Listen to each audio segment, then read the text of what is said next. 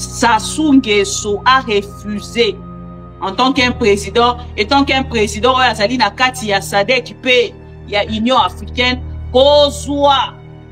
Parce que Balobi Moto et Sengela qui a remplacé Joao Lourenço et la président, Azali qu'on maîtrisait République démocratique du Congo. Mais dans le moment où on a Kolobanabino, même Sassou Nguesso refuse, il y a Kozwa relais. Abo il va passer, mais il y a Likambo Union, Likambo ya processus. Il y a Luanda. Abo il faut continuer.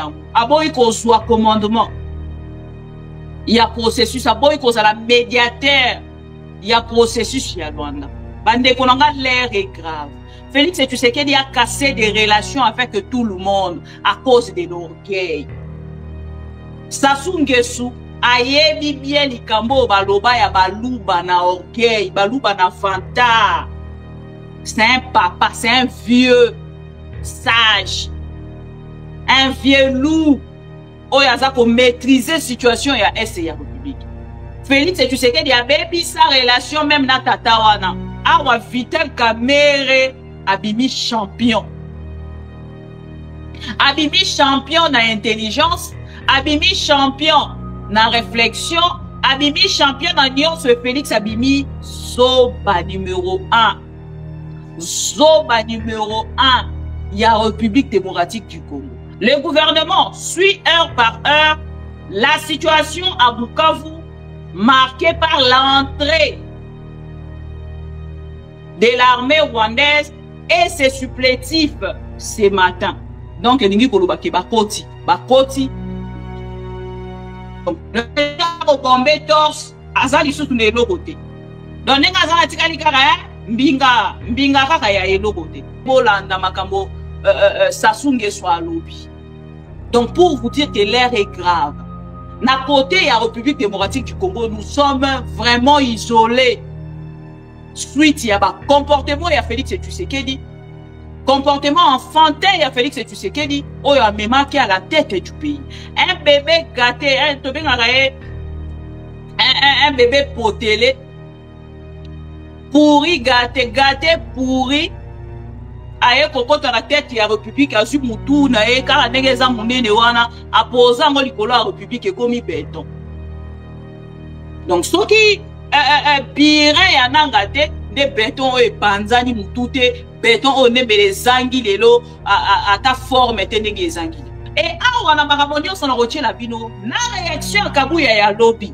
Na ya muyaya na ya mboso na chilumbai neye kotalisa biso que des pouvoirs et pays. Pouvoir et pays. Et aujourd'hui, mon Kendeli Soussou confirmé. Information totale, ça qui vient de lobby moto à Koloba, s'il te plaît, monsieur l'évêque. S'il te plaît, cardinal. S'il te plaît, papa cardinal, Nazara Mona Nabino, c'est bien, c'est bel et bien Félix Tshisekedi. Attendez ça qui vient sur lobby Nabiso que qui est celui-là? Qui peut m'interdire moi garant de la nation? Qui est celui-là qui peut m'interdire moi garant? Parce que c'est les nanga. Bekazwa, merci beaucoup Serge. Qui est celui-là qui peut m'interdire moi garant de la nation? Parce que c'est les nanga. Corneille, nanga. Et le monsieur est perdu. Monto a 5 dialogue d'urgence. Mandeko bota la vitesse au makambo keina. Na momo to koloba. Basilisi déjà na nanga. Basilisi déjà na Rwanda. Basilisi bakei sikoyo. Nangambo a Belgique. Bayamba mi pe déjà. Et pas il y a ndeko Franck Diongo. Nandeko Jean-Claude Vemba. Bayamba mi nandeko Claude Lubaya. Seth Kikuni. Bayamba mi na Moïse Katumbi. Et voilà, bakomi presque na souka. Et awa etikeli bango kaka, virage moko ya mukie kaka. Soki basilisi yango bazondi Kinshasa. Et bakeli sikoko, pesa Félix Tshisekedi, mission na bango oyo bakendaki bakokende kozongisa yango na maboko ya Félix Tshisekedi. Bokanga date ya lelo. Bato ya UDPS bazalaki koloba bongo pona koluka ko sauver l'image ya Félix Tshisekedi. Et awa na momo na koloba na bino Pour la commune ke bakendaki na mission sous protection et bénédiction ya Félix Tshisekedi lelo tango bakosilisa selon ma source nanga bakozonga au moins bakozonga au plus tard mardi soki bazongi na Kinshasa bokomona Félix Tshisekedi akoyamba bango à nouveau bokanga date ya bande konanga tango na koyebisa bino ke pouvoir ya Félix Tshisekedi ekwei esengeli botala ka ba signe ndekonanga o soutenir Félix Tshisekedi. Mais au moins du Congo et c'est l'eau moussus. Bato nyonso bazali na pembeni ya Félix Tshisekedi. Baza kokoka koloba na vérité te pona ngambo na bango ba koloba. Soki na lobi na vérité. Ako sanctionner nga, akolongola nga pembeni na ye. Ndenga sanctionna bato nyonso bazalaka pembeni na ye. Bisele la loba na vérité ba boka ye dibanda. François Beya non? François Beya loba na vérité ba boka ye dibanda. Nani lisusu? Vital Caméra loba na vérité a créé là un dossier papa il y a 100 jours à boire na prison et lelo Vital Caméra zongeli ba vérité o ya kokai koloba na Félix Tshisekedi a pas souvent komi koloba ngo à haute voix na kati ya Assemblée nationale pe na perchoir yango ba bise bino soki boyebi politique te bo pesa bato ba yebi politique ba gérer mboka. Vous ne pouvez pas gérer le pays avec des émotions. Félix est un zoba. Oh, on a le Congo et Swate. Tozui à la tête du pays. Donc, pour la vie, nous sommes les gens qui ont Congo avec amour. Et ça, Félix Tshisekedi, pendant qu'il n'avait même pas cet amour pour le Congo. Respectez-vous quand même. Félix n'avait pas l'amour pour le Congo. S'il avait l'amour pour le Congo, il n'invitera jamais le M23 à Kinshasa pour faire 14 mois et mettre nos filles en danger. Et nos richesses. Les lots ba M23 balamuki. A komi komo na Kabila. Et tant au Kabila zara qui n'a pouvoir, ba M23 bazaki na nani. Na papa Etienne Tshisekedi. Na Katumbi. Okoyoka. C'est ça le pouvoir. Otali kuna na Bukavu. Omoni lolenge ni bakoti peuple aza koyamba bango. Baza koloba baye tala kutu bazwi direction déjà baza kokende na gouvernorat. Oyoki. Siko oyoye bisabiso yo oza na mou koleka bato baza sur place na Bukavu. Oza na mou ya Bukavu koleka ba habitants ya Bukavu. Arrêtez avec du populisme, monsieur. Arrêtez avec du populisme. L'une personne atalisaki biso lobby. Une personne a kontisaka biso na mutu. Que Kagame azandoki, Aliena Kagame, Amelina Kagame, Alalina Kagame, Azuibasi na Kagame, Aibi richesse ya Congo na Kagame. Alors fermez vos Bokanga minoko na bino na likambo ya Rwanda. Makambo boyebi saka biso pona Rwanda. Botika bokokaki jamais kobete la Rwanda mabo. Vous allez venir nous mentir nous.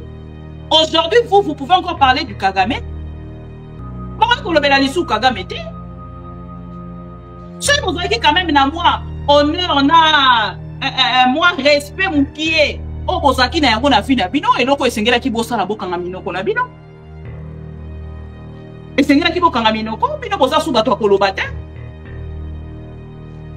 Ba erreur bo commettre na pouvoir na bino ti esika pouvoir na bino komi kokende o boza su na droit ya koloba te. Vous n'avez plus le droit de parler. Vous n'avez plus le droit de parler. L'IDPS a commis dans souka. Bateau de l'IDPS ezali ko compter na bango à 150% pour que na l'étisa même 100 o ezali normal. Donc tant qu'on a 150% ni ko lo baké et l'équipe même o ya normal o ezali 100%. Donc l'IDPS les ezali ko croire nuit et jour na dialogue oyo 5 SSC s'engager. Donc même Eliezer n'est pas informé. Et ça m'étonne.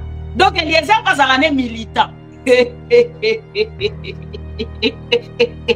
Wow. Pouvoir essayer.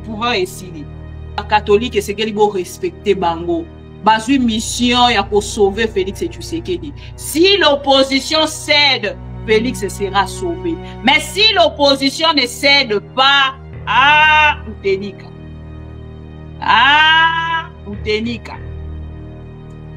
Oui, mais Utenika. Non, vous la vidéo. Photo. Il y a Utenika pour que vous compreniez.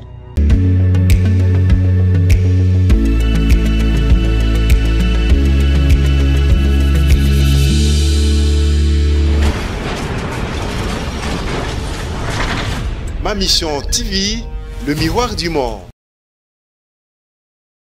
En danger, la sécurité et la... Je m'attaquerai sans hésitation, sans remords, à tout Congolais qui mettrait en danger la sécurité et la stabilité de notre pays.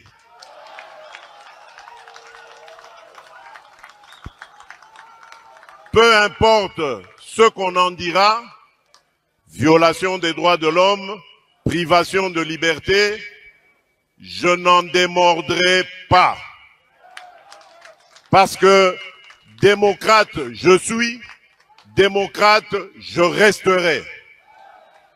Je n'ai aucune leçon à recevoir de qui que ce soit dans ce domaine.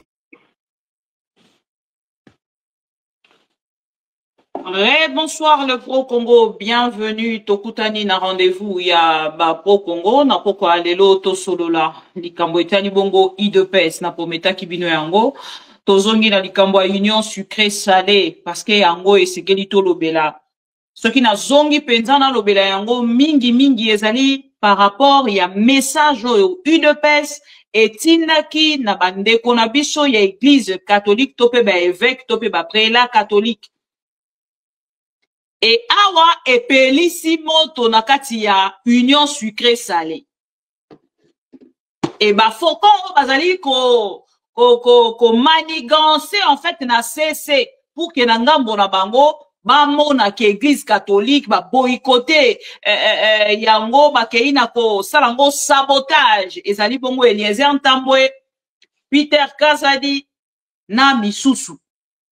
Et awa na kati ya wabitumbe koti na kati ya union sucré salé. Bonsoir encore une fois.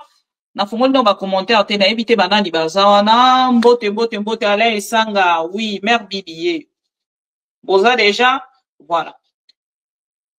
Patrick Muyaya azui maloba azali contre bitumbe koti na kati ya union sucré salé. Mboso mboso pa telemi. Awa Vital Kamerhe abimi champion. Abimi champion na intelligence, abimi champion na réflexion, abimi champion na nyonso Félix abimi zoba numéro 1. Zoba numéro 1 ya République démocratique du Congo. Et motozalaki kolanda Félix na bozoba ezalaki Jean-Pierre Bemba. Motozalaki kolanda Jean-Pierre Bemba ezalaki Kabuya. Et awa na moment où tozali koloba, bokolanda bino moko à travers les vidéos Vital Kamerhe. Lolenge a kotalisa bango que moi je ne suis plus dans les sentiments. Restez dans les sentiments comme vous voulez faire plaisir au chef de l'État. Et ngala kotika la réaliste, chers amis, bokolanda bino moko à travers les vidéos. Et awa na maramonio son rotier la bino, na réaction Kabuya ya lobby. Na ya Muyaya. Na ya Mboso na Chilumbai neye kotalisa biso que le pouvoir et pays. Pouvoir et pays. Et aujourd'hui, bon Kendeli Soussou ko confirmer information totale isa kibino tolobi moto a koloba s'il te plaît monsieur l'évêque, s'il te plaît cardinal, s'il te plaît papa cardinal nazaka mwana na bino c'est bien, c'est bel et bien Félix Tshisekedi.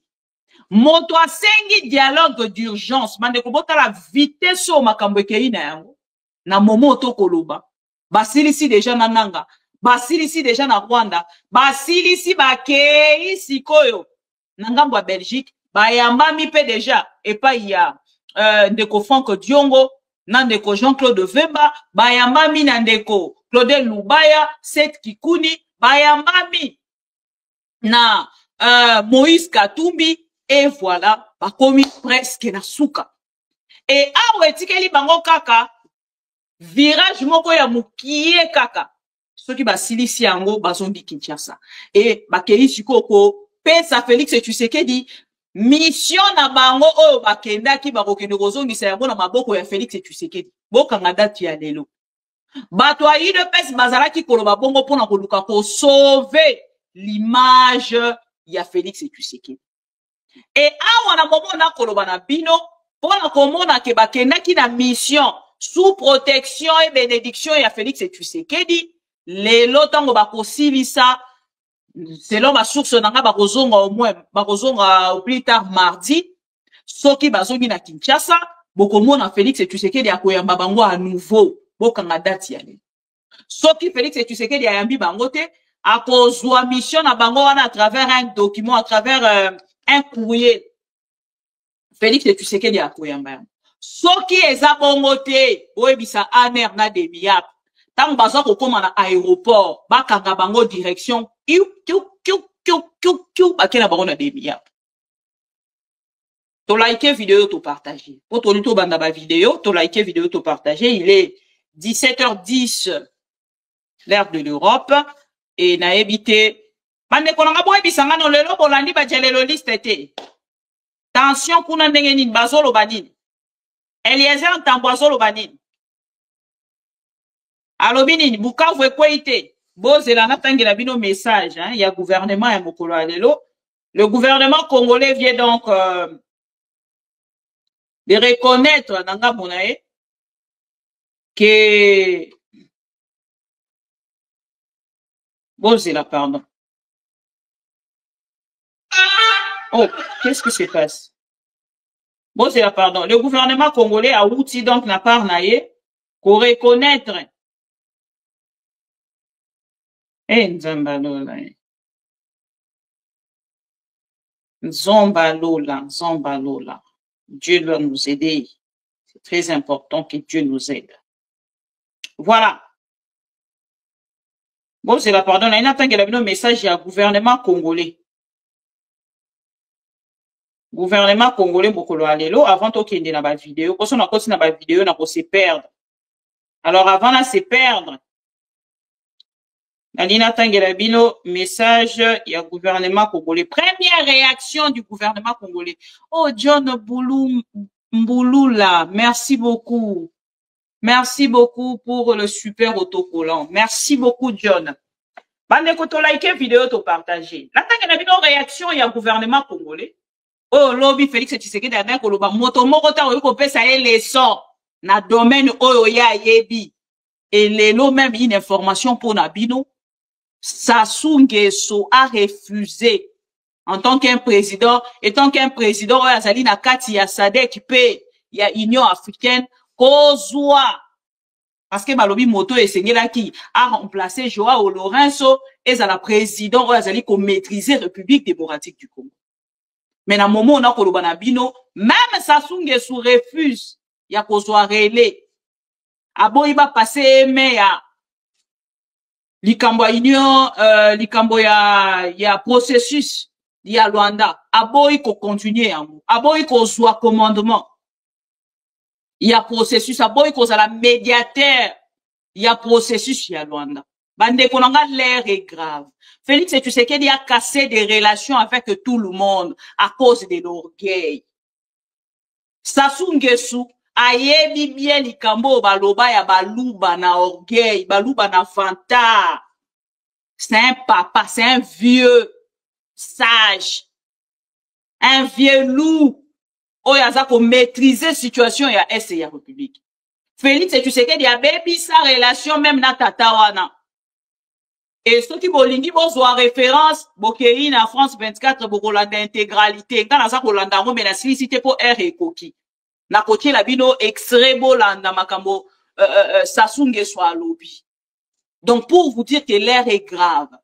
Na côté ya République démocratique du Congo nous sommes vraiment isolés suite ya ba comportement ya Félix Tshisekedi. Comportement enfantin, il y a Félix Tshisekedi, oh, il a même marqué à la tête du pays. Un bébé gâté, un bébé potelé, pourri, gâté, pourri, aye kokota na tête ya République, azu mutu na ye, kala negeza munene wana, aposa ngo likolo ya République ekomi béton. Donc, ce qui, birin ya nangate, de béton et panzani mutute, béton o nebele zangi lelo, à ta forme tenege zangi. Chers amis Tokei, la première réaction, pourtant on trouve ici que Bukavu ekwe, bato mosu ya IDPS babata mina sa badra baso c'est la baby sabongo te eza lokuté eza fake news moi si on a za koya na fake news bande ko to like vidéo et awa na ko bisabino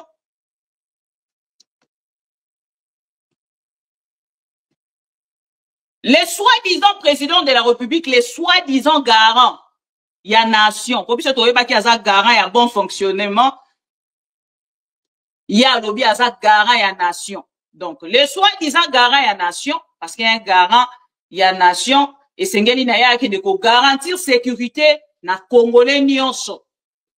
Pe ba limite nyonso ya mboka. Mais atikali kusana ya muti. Na utaki ko bisabino ke ba uti ko partager biso fake news présidentielle. Fake news présidentielle ezala ki bongo partager beaucoup lo ya lelo. Na tcheli bino information wana tout à l'heure na tchela ki bino na ebisi bino ke Félix Tshisekedi a outi ko partager les biso fake news présidentielle mokolo alelo alobi na biso na ngambo na ye ke Goma Bukavu ezali na maboko ya ba bozela pardon na zela bino vidéo yango oke bolanda bien na texte na bango ya présidence balobi na biso na journée à lelo ke Goma ezali na maboko ya nani na maboko ya ba FARDC na ba vaya wazalendo. Tac tac tac, voilà tac voilà. Bolanda reportage na l'excellent ki bino yango na tongo mais naza kozongisa pona ba deko balanda ki bisute. Vu l'urgence qui s'impose, Félix Tshisekedi, en sa qualité du commandant suprême des forces armées de la République, a présidé ce samedi une réunion de crise sur la situation sécuritaire dans l'est du pays.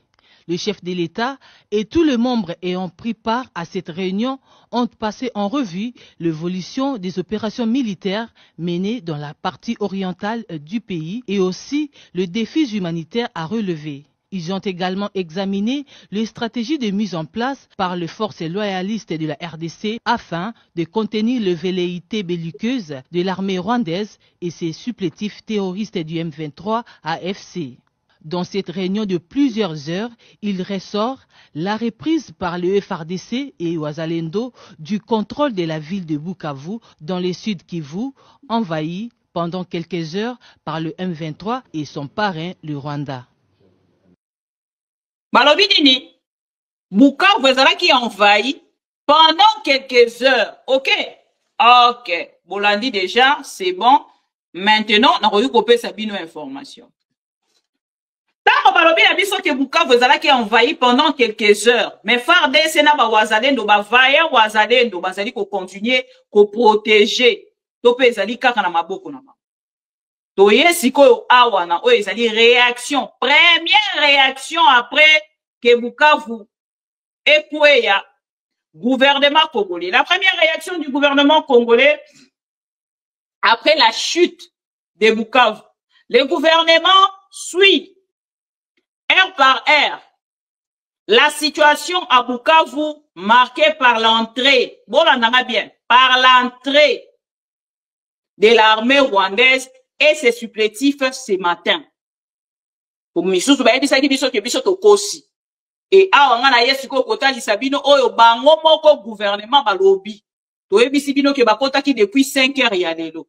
Donc lobi ezala ki sketch ya IDPS pona koluka kota lisabatu ko désorienter batu. Le gouvernement suit heure par heure la situation à Bukavu marquée par l'entrée de l'armée rwandaise et ses supplétifs ce matin. Donc, il koloba ke bakoti.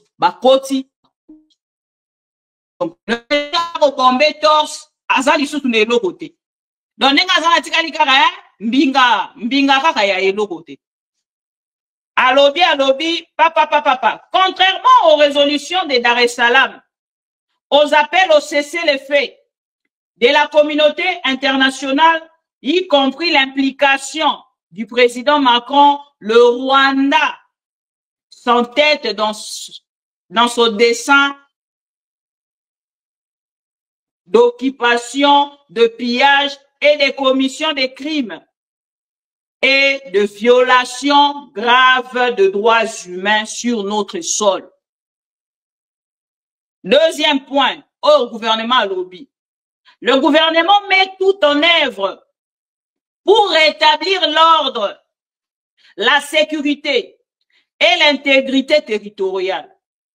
Il invite la population de Bukavu à rester à la maison et à ne pas s'exposer pour éviter d'être la cible de forces d'occupation. On a deuxième point.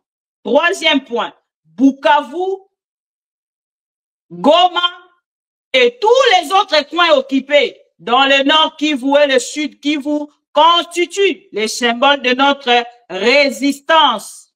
Restons tous debout, vigilants, résilients et unis face à cette épreuve derrière nos forces armées et le président de la République, Félix Tshisekedi, le commandant suprême. 3 points na bango yango wana bakomi. Bon, boye bisanga siko, fake news oyo, ba koloba na bato ya UDPS biso to koya ko partager. Bon, tango ba koye bisa bino ke biso tozali ba journaliste pro Rwanda. Awa gouvernement indimité. To komi pro Rwanda po to lakisi vidéo en temps réel. Oh là, oh là, oh là, oh là, oh là, oh là, oh là. Balobi na biso awa bango ba kosa la résistance. Balobi na biso awa bango na ngambo na bango. Makambo elobamaki ya cessé les faits na Dar es Salaam, Rwanda yo kitaza ko s'entêter, même appel ya Macron na Félix Tshisekedi, Kagama yo kité. Donc Kagama alingi kaka ba telemela na force ya guerre. Mais déclarer la guerre, vous êtes un état souverain. Botala antango bobandaki makambo ya constitution. Tokei siko na makambo ba vidéo. Tango bobandaki makambo ya constitution awa. Félix Tshisekedi a lobby. Qui peut m'interdire moi? Moi gara. Et puis chose grave na makambo na nyoso tango lobaka. Ezalaka na français ezalaka na lingala te. Avantage mususu yango wana ona koyukulu. Makambo lobaka ezalaka na français ezalaka na lingala te.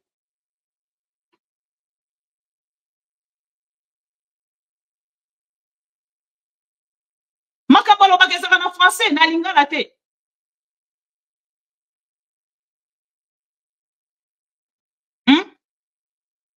Makambo lobaka ezalaka na français ezalaka na lingala te. Et ye moko na part na ye. Atalisaki biso lobi na biso ke qui est celui-là qui peut m'interdire moi garant de la nation. Bikolo soko lobika qui est celui-là qui peut m'interdire moi garant bazong c'est les nanga. Bekazwa, merci beaucoup Serge. Qui est celui-là qui peut m'interdire moi garant de la nation bazongi c'est lié nanga Corneille nanga. Et le monsieur est perdu. Au moins, les gens, balobaka, bato, nyon, so bazali na pembeni ya Félix Tshisekedi. Baza kokoka koloba na ye vérité. Te pona ngambo na bango ba koloba. Soki na lobi na ye vérité. Ako sanctionner nga. Ako longola nga pembeni na ye. Ndenga sanctionna bato, nyon, so bazalaka pembeni na ye. Bisele la loba na ye vérité, babwaka ye di banda. François Beya, non? François Beya loba na ye vérité, babwaka ye di banda. Nani lisusu. Vital Kamera loba na ye vérité. A créé là un dossier, papa, il y a 100 jours, à boire na prison.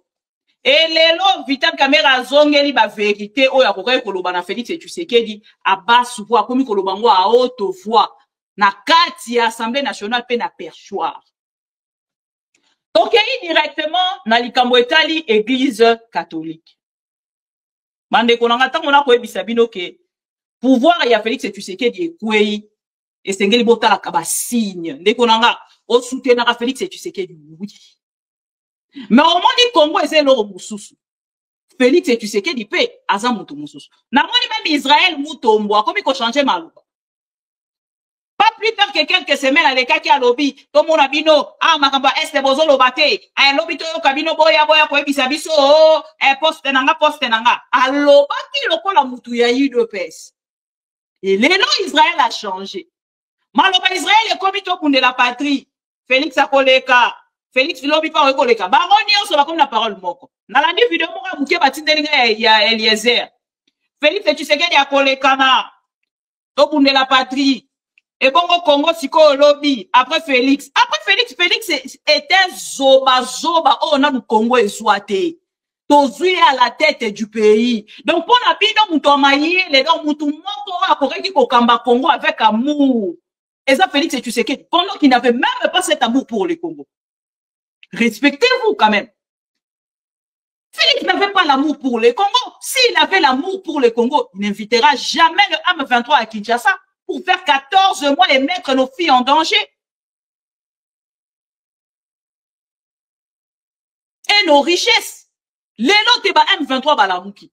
A comme comme on a Kabila. Et tant au Kabila Zara qui n'a pouvoir, ba M23 bazaki na nani. Na papa Etienne Tshisekedi. Na Katumbi. Okoyoka. C'est ça le pouvoir. Pouvoir est ça. Oh, on a zo loba ate.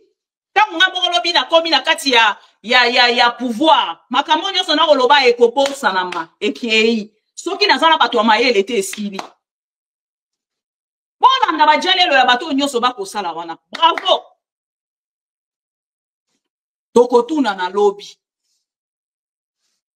Un garçon à la mouké bon matin. Ah non, avant que de guna toke non, toba non Eliezer s'il vous plaît. Après passage, Yandeko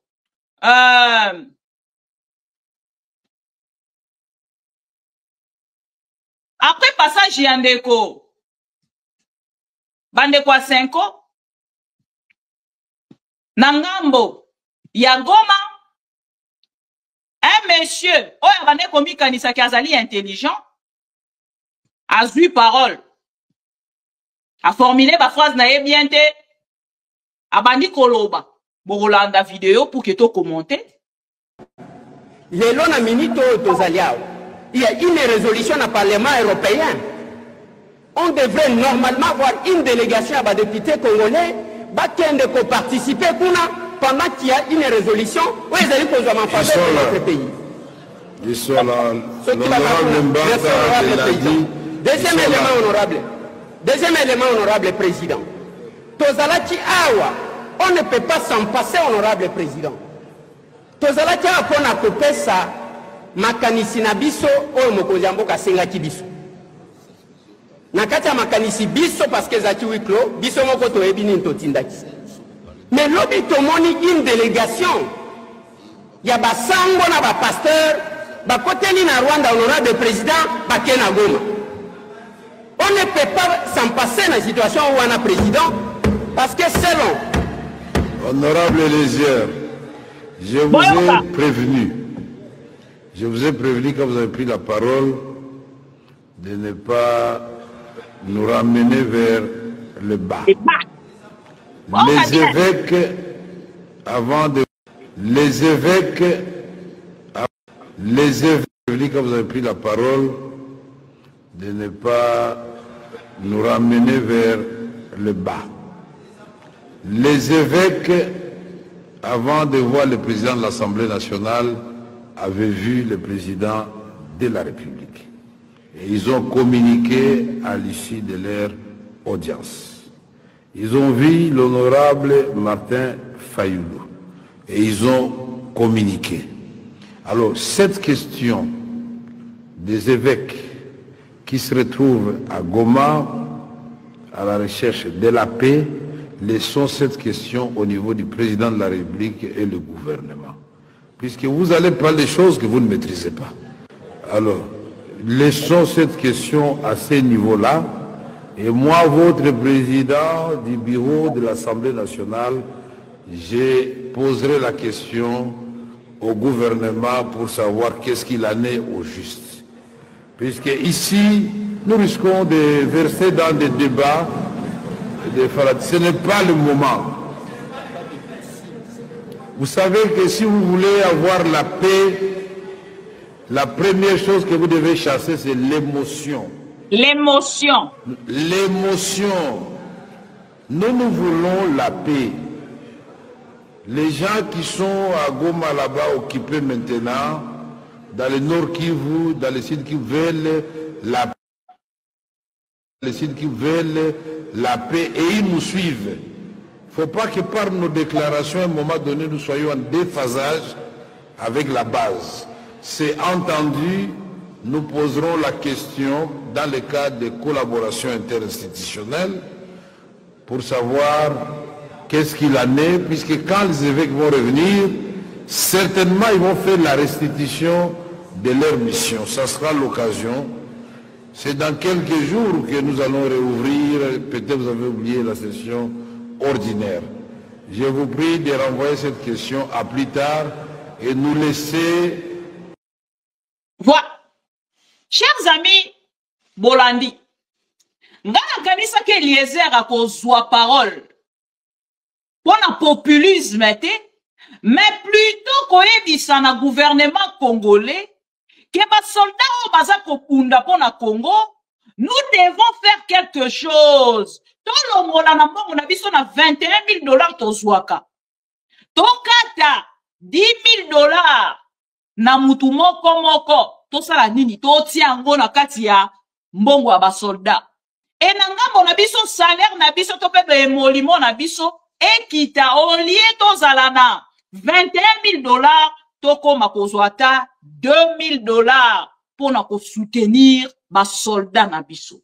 Bête qu'il est aleki na télévision pour ayebaki ke ko partager pour bato balandaka Félix Tshisekedi bazali bato ba émotion balingaka du populisme lokola o mutamba zaki kosalela bango ti lelo mutamba komi call center ya ministère ya justice mutamba komi call center ya ministère ya justice pour populisme lekaki tellement akendaki na yango tellement mbangu et lelo il est mal barré aza koyeba lisusu eloko ni akoya koloba na peuple te makambo nyonso azalaki kosala basho na ye nyonso azalaki kosala esili ngala parce que nanga maintenir oyo ezalaki mission na ye pe objectif na ye. Et là Eliezer lokola yebi ke akoya kolekana na YouTube akozala na besoin batu na ye balanda ye atelemi wana bandi koloba non ndenge ezali awa d'ailleurs même ndenge nini basango bakokai kokende kuna lakisa biso ke yo ozalaka na Félix Tshisekedi basango bakendaki na Rwanda nachela yo photo nachela Eliezer ntambwe photo to mususu ayokaki kaka mamona kite basango bazalaki na nanga baseki makasi na photo oyo babengaki yango image du jour l'image qui fâche basekaki makasi na photo oyo nachela yango po ede yo et révolté yo ke nokozwa ta rendez-vous ya komona Félix Tshisekedi ndeko Igo Boss. Merci beaucoup pour la contribution na super chat, super sticker. Merci beaucoup. Na affiché. Ce que tu as l'image, oh, bah, l'image qui fâche. C'est-à-dire, nanga, nabasango. Dans ce que on a mobali, nenge bino bolo barabosa bilombe, olati elamba FARDC. Yo zo kolakisa ke yo za na pasi ya populisme na yo koleka ba Congolais nyonso. Siko yo zo koyebisa biso ke yo za na pasi koleka ba Congolais nyonso. Mais yo moko moni ndenge plein wana nanga sali depuis au banda politique na no sala yango te na stade de l'unité. Otali kuna na Bukavu. Omoni lolenge nini bakoti peuple aza koyamba bango. Baza koloba baye tala kutu bazwi direction déjà baza kokene na gouvernorat. Oyoki siko oyo yebisa biso yo oza na amour koleka bato baza sur place na Bukavu oza na amour ya Bukavu koleka ba habitants ya Bukavu. Arrêtez avec du populisme monsieur, arrêtez avec du populisme. Après qu'on ne pas nanga tala bango wana pas Kagame ayambaki bango avec honneur na giseni bazwi mutuka gugu bakeiti na ndako ya Kagame na bureau Kagame ayambi bango asali photo ya famille. Donc, epeso kanda, e commission na niveau ya kanda moko, oyo rokende yo moko lobi komo na Félix Tshisekedi. Yo moko ke le na Félix Tshisekedi pour que biseo lo banon naza d'accord te d'ailleurs même de naza benga na lombo na union sacrée po na ngambu na bino boyambaki basango boke disu yango ba bise bino soki boyebi politique te. Bopesa bato bayebi politique ba gérer mboka. Vous ne pouvez pas gérer le pays avec des émotions. Bolobi na biso na ngambu na bino ke bolingi unité o bozali koluka lelo soki Félix Tshisekedi na dialogue oyo ba papa ya molimo bazali koluka ndenge bokeli ko inciter ba pasteur na bino ya nzala wana ya ba mukuna ba dodo kamba ba pasteur corrompu wana bokende ko corrompre pour que ba kende pas Félix ba ebisa bango ke non église catholique esengeli ya kongo la branche moko wana po koti ça peut église de réveil boye bisa bango basala oyo ya bango ba kende pe ko mona nanga na ndenge na bango ba kende pe ko mona Kagame na ndenge na bango e bongo ba ya pe na oyo ya bango ba ya kopesa Félix Tshisekedi soki baza ba homme de Dieu ya solo homme de Dieu akambaka na sentimate homme de Dieu akambaka po ayebi ke mutu même ya mboka bwa ko zala lobi pe mondimi nanga homme de Dieu azalaka local te donc bango bazui guerre ya est ba commission lo kwa bango bana bolingo koleka église catholique baza ba traître alors à ce moment là toza na besoin na bino boyebisa bango bakende koyamba nanga bakende kotuna nanga makambo nini alingi ole bakende kolela kune pa Félix Tshisekedi fachi ndenge nini biso to soutenir yo pendant ba élection bongo siko ere komi makambo dialogue église catholique ezu mutu eza soni. Vous étiez là comme des dialololistes, comme des babouches de toilettes. Et les lots makamba sérieux et bandit, kaka bato bango bazaki ko finga lobby, nde bango bato bazui commando.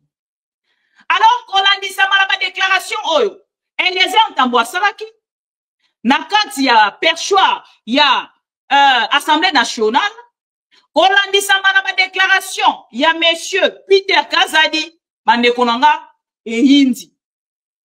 Et ça, il tenanga borabango. Batu na bango moko batelemi. Basali mise en garde na église catholique. Pe ba ebisi église catholique na messe na bango lelo.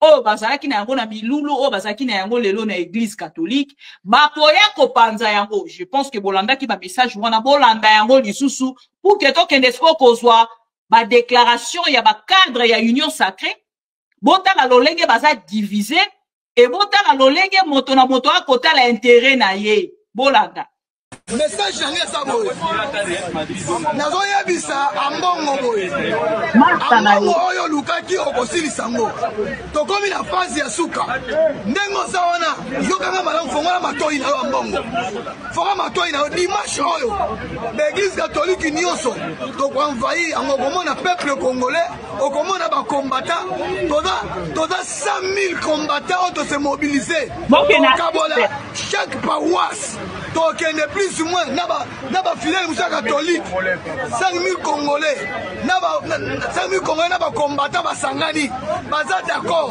balobi ke dimanche ndenge ezana bokosambela te dimanche bokosambela te okozwata mabonza moko te tokoenvahi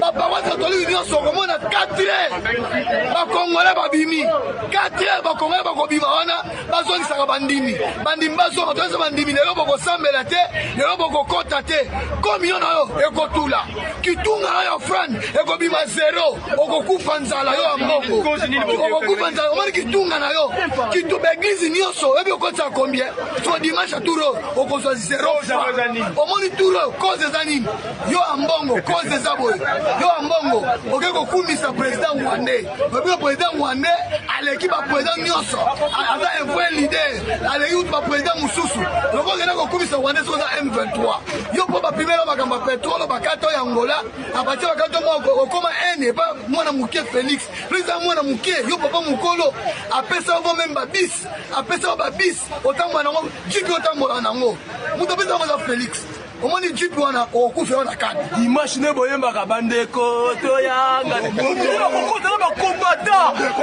tokokota na bakombata dimanche okokota te bandeko boyanga liye tokokota na bakombata oleki na danger tokozwa mabonja wana nyonso c'est que ça a danger la solution en vérité. Et que ça a danger dimanche.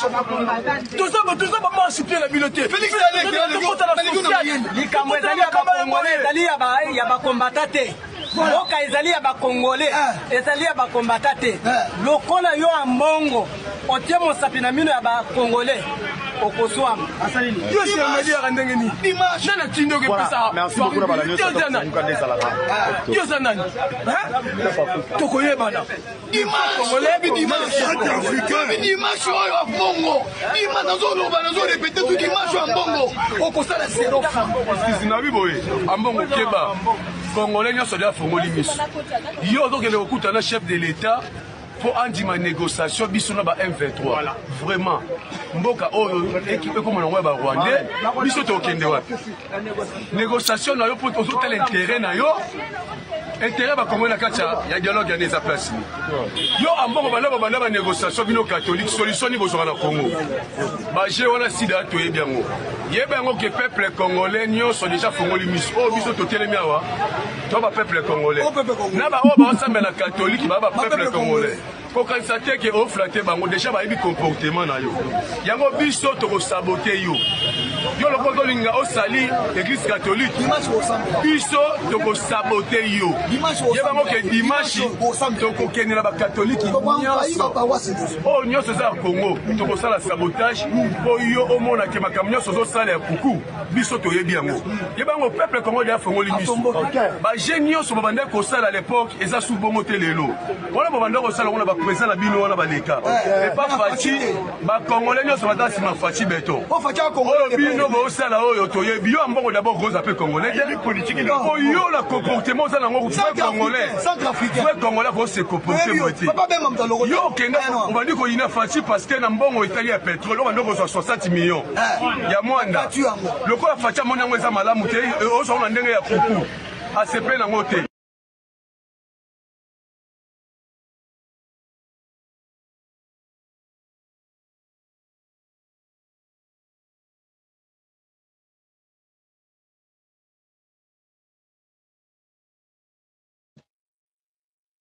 Voilà, donc, Bolandi bango de balobi. Et bango balobi, ba jeune ya catholique pe batikala ki simate. Ba yi kosa la réplique na part na bango. Balobi bon, lokola bino, boza koluka na part na bino makila etanga. Na République démocratique du Congo, biso pe torotike la bino nzela te. Bisika o bino na part na bino, boza ko menacer église. Corps du Christ. Bona koloba ke bokoya bobondo soki ndenge nini. Bona nda bien na ba propos ya garçon wana. Tango koloba ba olinga koloba ke non, lobaka koloba ba combattante lobaka ka ezali ba jeune ya abi bolo bateke za ba combattant, bolo baka keza ba congolais. Lobaka ba congolais koloba ba combattante. Donc même bêtise na bango baza ko sala en public, baza ko filmer en temps réel et baza ko diffuser les biso bêtise na bango ndenge bazali ko filmer. Donc bazo filmer bêtise na bango bazo diffuser les biso yango kaka lolengo baza ko filmer. Balongoli bêtise na bango te, bazui bêtise na bango ba diffuser yango bongo en temps réel. Et bana na biso pe ya église catholique batikala ki si matin na part na bango baye ko réagir pona kotalisa na église baye kotalisa na bato ya UDPS ke ba menace bosali na église catholique problème ezate na part na bino bo s'apprêter boya bokutana na biso pe ba jeune catholique tokozela bino wana comme ça tokondongwana bitumbango e banda kaka wana. Alors, et si quand Félix Tshisekedi a lancé qui son semblant message pour dire qu'il y a alingi la paix, alingi o babengi unité nationale, et tant qu'il y a sali message wana, bango pe na ngambu na bango nazo lukela bino de vidéo wana pour que na chela bino ngambo ya bandeko ya église catholique ndenge ba réagir ça qui ba jeune hein? bango pena ba se présenter ki balobi biso toza ba jeune catholique, toza ba jeunesse catholique, tokozela bino lokola boko manquer respect na tata mbongo, comme ça biso tokozela bino boya. Nazo retrouver ngo te. Soki na retrouver ngo na otiela bino. Lokola bino bolingi bolakisa ke bino bokoki koya kobeta mbongo, bokoki koya kobebisa ba église, bokobebisa messe na biso ya munene o toza na yango, prenez votre temps boya. Basali bango réplique. Réplique wana bango basalaki epesi somo sikoyo. Tango réplique wana esalemi bolanda sikoyo na ngambo bokomona ido pesi ndenge bazali wana bandeko na nga. Bokoki kokambama na bango te na kati ya toyoki te. Batie boche. Balobi bino pe bozongisi. Video yango ezalaki awa. Nana a placer lenga video yango nazo ko retrouver yango te. Video yango se déplacer ka boye ke iso wapi na ebiti. Oh là là là là là. Ba ebisi bango balobi biso pe tokoya. Lokola bino bolobi bokoya, biso pe tokoya. Comme ça biso na bino to sala force de frappe. To beta na liboso église catholique comme ça to yeba na sikoyo banani baleki banani. Et mamoni dengwana gouverneur ya ville ya Kinshasa atelemi na part na ye abandi koyebisa bango no bato nyonso wana batelemaki na ba réseaux sociaux toyebi bango te boyebi bango na kowangana toyebi bango te toyebi te soki babimeli wapi baza kosala ba déclaration moko boye ya kokende ko menacer église biso toyebi bango te. Alors toza koyebisa bato nyonso na basala très attention parce que na église catholique dimanche la police ekozala wana, police ekocirculer, moto nyonso bakokuta ye na nzela na position malamu te akoyoka mbano na ye. Ils ont manqué du respect na église catholique avant même kutu tokoma wana esengela kino toyoka nanu bakangi bango basambisi bango liboso ya justice parce que ba message wana o bango balobi ezalaki grave, ba menace wana o basali ezali grave, bato mosusu basala ba menace o kaka boye na koyoka kende ko Alain Bolojwa babengisi ye balobi esengeli ya kende lobi ko se présenter na justice selon ba source nanga oh non alobaki kaka ke Nicolas aza moyibi. Mais est-ce qu'akosi Nicolas c'est un voleur? Nicolas aza moyibi. Donc les noms na Congo et commission lobby comme Nicolas aza le lobby Goma est tombé. Les noms sont lobby comme Nicolas et comme le lobby Goma est tombé. Donc bokoki ko loba kombo ya Nicolas te. Lokola ba lobby kombo ya Nicolas, Alain Bolojwa est dans l'obligation de se présenter demain. Donc même pouvoir on a bien besoin de pouvoir finissant bozo ko mona ndenge ya ko se résister te na kati ya bêtise. Bozo ko raka ko résister liboso ya bêtise te. Awa bozo na sima ya opposition. Boko mi ko kende ko luka ndenge ni mo retrouver solution ensemble na opposition. Bozo ko raka te bino, il faut bozo ra utenika. Bino il faut bozo penza utenika. Malgré dialogue à la sango, malgré ma cambunion, so bozui kaka boum, boum. Pour bino mo bolobi, non? Malgré SADC, EAC, malgré communication Félix Tshisekedi na monsieur Macron, menasuka na yango bomoni kaka ke nanga continuer à zui Bukavu, nanga continuer à zui na enani. Donc c'est les faits batikali ko respecter te. Ezo lobela bino ka ilo côté. Mukoloni borozwa maele. Mukoloni ni borozwa maele na pouvoir na bi. Et awa ba message salemi mutu aliboso aye kopesa conseil. O aye kote le mela bango na makambo nyonso balobaki botuna ngeza nani. Kabuya moto akoya kopesa conseil. Kabuya aye kopesa conseil alobi soki komi ko kende ko sala ba message ya boye eza malamu te bolanda siko mécontentement ya bato yo lobi bazalaki ko s'apprendre na église catholique pour comprendre directement. En fait direct ezali pour que na faire comprendre bino que l'IDPS a komi na suka bato yo UDPS ezali ko compter na bango à 150% pour que na lekisa même 100 oyo ezali normal. Donc tant qu'on a 150% ni ko loba ke eleki même oyo ya normal oyo ezali 100%. Donc UDPS lelo ezali ko croire nuit et jour na dialogue oyo 5 SSC s'engager. Donc même Eliezer n'est pas informé. Et ça m'étonne. Donc Eliezer pas un militant. Donc même Eliezer a informé que na kati ya likambo mission aux église catholique Jésus y a pacte social pour la paix. Ma regarde la télévision elle dit non je suis un politicien. Moi je fais la criminologie, je suis un alors je suis un nani. Alors je suis un nani. Criminologue. Moi je suis un criminologue. Eh ben je fais la criminologie, tout ça et tout.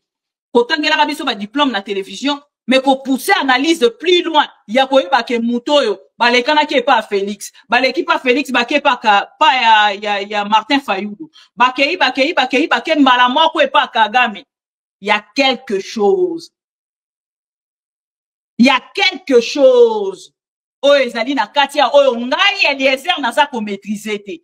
C'est ce que tu pourrais peut-être te dire, mais dire que non Negeni bango ba kei kolekana na Rwanda ngai atandenge na za boelelo lobi na zaki ko comprendre te na zaki soki na ozwa avion ezo ko sala transit na Rwanda na lobi non je n'irai pas là-bas mais lelo soki na zwa avion ko sala transit na Rwanda na ko kene na ko sala transit na Rwanda soki ko sala 2 heures na kati ya aéroport na ko sala 2 heures soki ko sala 3 heures na aéroport na ko sala 3 heures parce que l'UDPS atalisa ki biso lobby UDPS a kontisaka biso na mutu ke Kagame azandoki alie na Kagame ameli na Kagame alali na Kagame azwi basi na Kagame aibi richesse ya Congo na Kagame. Alors fermez vos bokanga minoko na bino na likambo ya Rwanda makambo boyebisaka biso po na Rwanda botika bokokaki jamais kobetela Rwanda maboko. Le fait que bino moko bobetela ki Rwanda maboko et après quelques jours tu ko apprendre que bino moko na ngabo na bino bobengi sa ba M23 ba vanda na biso na Kinshasa ti tozo ko kende ba reportage nyonso tozaki ko sala pendant 14 mois bozo ko pesa ba mbongo et le même Eliezer le soi-disant criminologue aye ko ebisa biso que général Eliezer aye ko ebisa biso aura $100,000 kombo na ye ekimaranga. Le général rwandais ayaka kozwa mbongo na Kinshasa, Félix atindela kayeba mallette na aéroport. Et vous venez nous dire que non, le Rwanda. Vous n'avez plus la chanson de Rwanda dans vos pouces. Vous ne devez plus chanter cette chanson. Vous ne devez plus le chanter, s'il vous plaît. Bon, si na bato mususu ba yemba, ngome binote. James Kabarebe, merci beaucoup Guy Matope. Bino nga mona bino boyambaka James Kabarebe na Kinshasa na aéroport international ya Njili. Eliezer témoin a témoigné en émission ya Jean-Pierre Kayembe. Vous allez venir nous mentir nous. Aujourd'hui vous pouvez encore parler du Kagame. Pourquoi vous le belani sous Kagame té? Si vous voyez quand même na moi honneur na moi respect mukie. O bozaki na yango na vie na bino eloko esengela ki bosala bokanga minoko na bino. Esengela ki bokanga minoko bino boza su bato akoloba te. Ba erreur bo commettre na pouvoir na bino ti esika pouvoir na bino komi ko kende oyo boza su na droit ya koloba te. Vous n'avez plus le droit de parler. Vous n'avez plus le droit de parler. Et voilà aujourd'hui. Alors et monsieur Nani Kamer a recadré Eliezer, attendez si Eliezer n'a pas choix. Et de l'on est n'antimi qui a sarata professeur.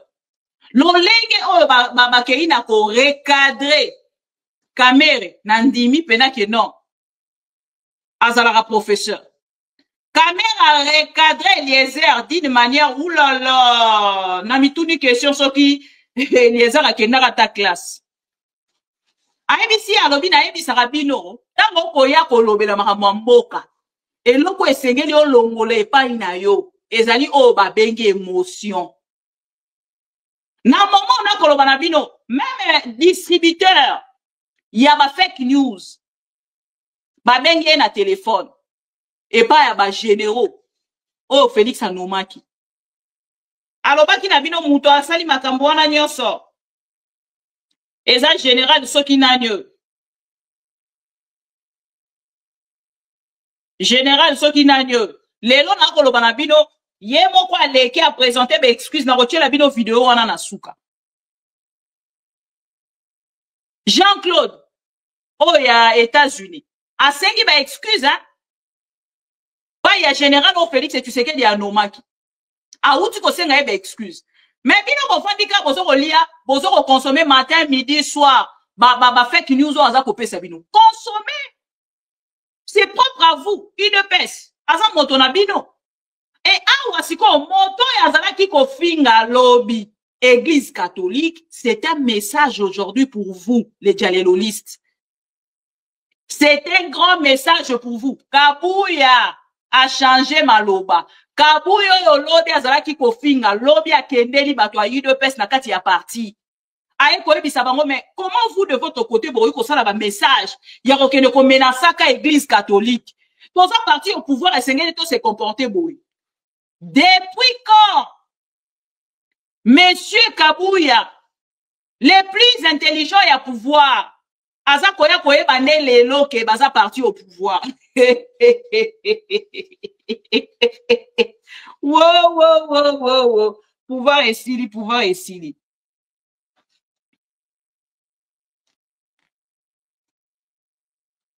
Na rozongi sa image abana catholique, nazo lukango, nazo eba su kombo la tchakite. Na rotie la bino ango. Bo s'inquiéter. Et awa na part ya Kabouya. Kabouya yesi koyo kokebisa bato a UDPS. Image on a otie la bino ya lobby fraîchement. Fraîchement de l'Europe. Eh non, de Kinshasa. Oh, c'est moi qui est en Europe. Moi je suis en Europe, oui, je suis en Europe. Je suis en Europe et les Europe et ça on a Mukanda Mukanda na ngona zona kombo Félix. Oh là là.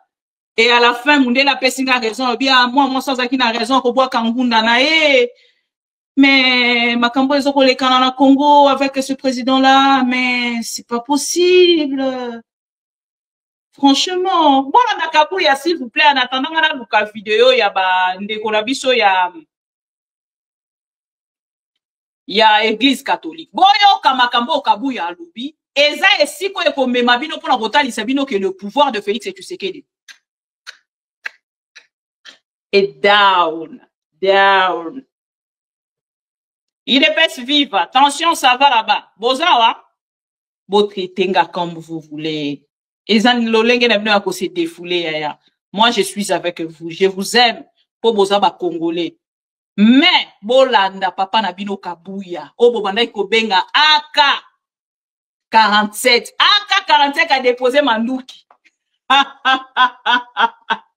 bien on reproché car ba soldat na biso kuna so batiki Manduki bakumi bokomi oh non ils sont des traîtres. Non, il y a toujours quelqu'un ezana mutu moko apesi commandement pacifique mutu apesi commandement pacifique apesi mitindo bakitisa Mandoki bakima mais Kabouya AK-47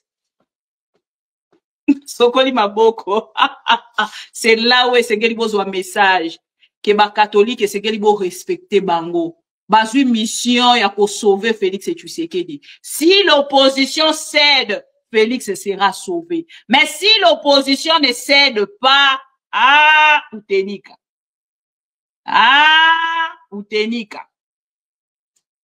Bwebe utenika. Na oye la mino vidéo, photo ya utenika pour que vous comprendre. Bolanda Kabouya. Attention, ça va là-bas? Il de paix. Boyo kalikamba parti au pouvoir. Kabouya remis kopé sa conseil.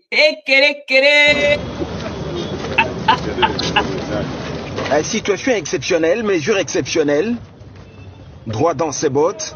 Le secrétaire général faisant office de président à l'UDPS a réuni ce vendredi 14 février 2025 au siège national du parti quelques responsables des parlements debout, motocyclistes et communicateurs des structures informelles au sein de l'Union pour la démocratie et le progrès social. À cette occasion, Augustin Kabouya a insisté sur le fait que pendant cette période où le régime de Kigali a envahi une partie du territoire congolais, les membres de son parti devront se comporter différemment des partis de l'opposition. Pas d'insultes aux animateurs des institutions, ni de menaces aux ecclésiastiques pour ne pas se faire prendre au piège, et toujours se référer aux autorités du parti et aux services d'intelligence avant d'élever les options de communiquer ou d'organiser des manifestations publiques. Nous sommes un parti au pouvoir, avant Bokende, aux oppositions Songolo Pakal, il faut se référer à Bakambi Nabino ya parti.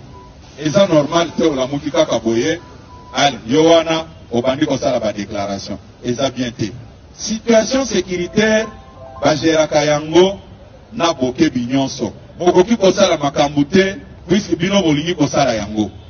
Tout ça, ils sont en à opposition T. Parti au pouvoir, et Zalagana, mode de vie na Yango. Yo Zamambra la parti au pouvoir. Keba na yo. Ceux qui ont mon moutoiseau, ceux qui ont ça la marche. Il faut mettre tout na weba. Marche yango. Biso toko contrôler yango. Ou bien toko contrôler yango te.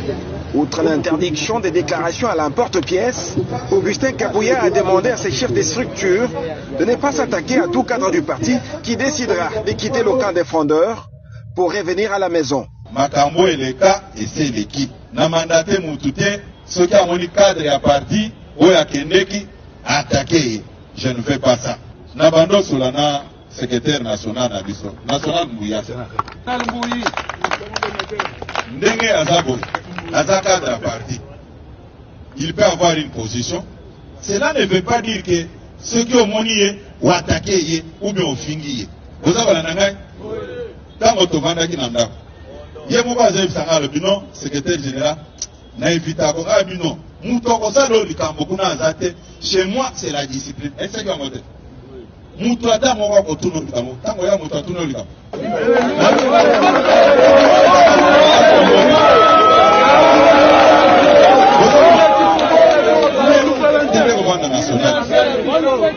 Au communicateur, le président a eu du parti à demander à chacun d'avoir la maîtrise de ce qu'il est censé communiquer et surtout communiquer de manière à accompagner la vision du chef de l'État, Félix Antoine Tshisekedi Tshilombo.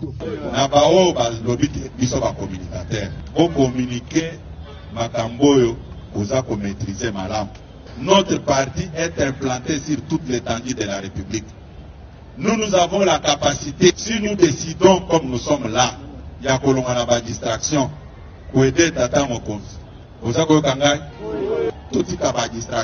À bon entendeur, un seul mot suffit. C'est sur une note de satisfaction que l'activité de séjour au quartier général a pris fin dans une ambiance conviviale.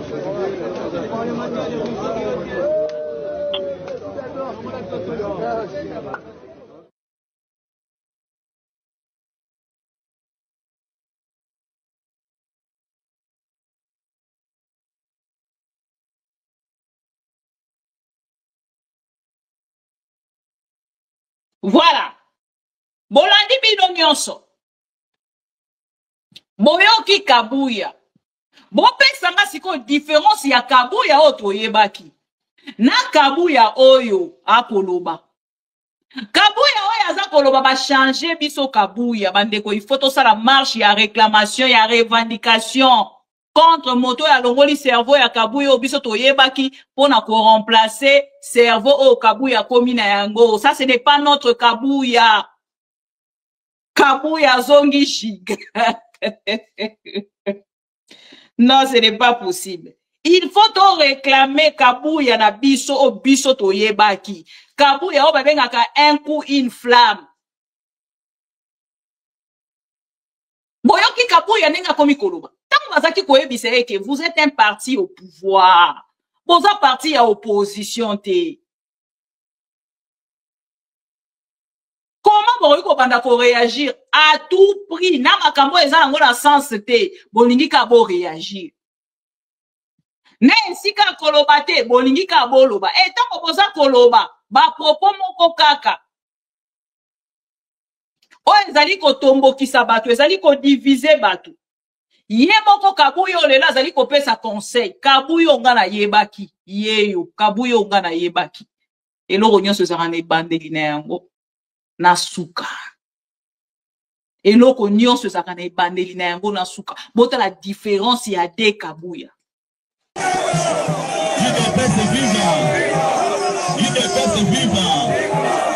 Makambo oyo bauti kotangela biso awa na communiqué na point 5 ya ba confession religieuse. Na point 5 ya ba confession religieuse, c'est une provocation pure et simple. Un homme sérieux alingaki kokoma busoba wana te, nasa kobenga ngo busoba. Constitution na biso dans son article 70. Eza kopesa makoki na mokonzi mboka a se représenter pour la deuxième fois à la demanda.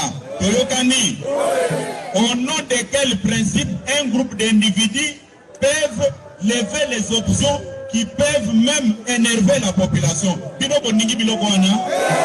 Bolingi biloko wana. Nyonso wana c'est pour plaire à l'individu Katumbi. Toyokani malam. Bino bosi bomona mutu depuis que toyeba catholique. Un cardinal olongo na Kinshasa oketi na Lubumbashi pour aller faire des déclarations oyo eza pour attaquer la première institution de la République. Et vous allez nous demander, nous, des lits de presse, pour qu'on minoko. En tout cas, ce qui est allé pour la bongo, et bien, benangande ko kanga munoko, et non que nasa vivant, je dois toujours répondre. Nous sommes dans Bolandi Kabuya. Kabuya biso toyeba tinde yewana.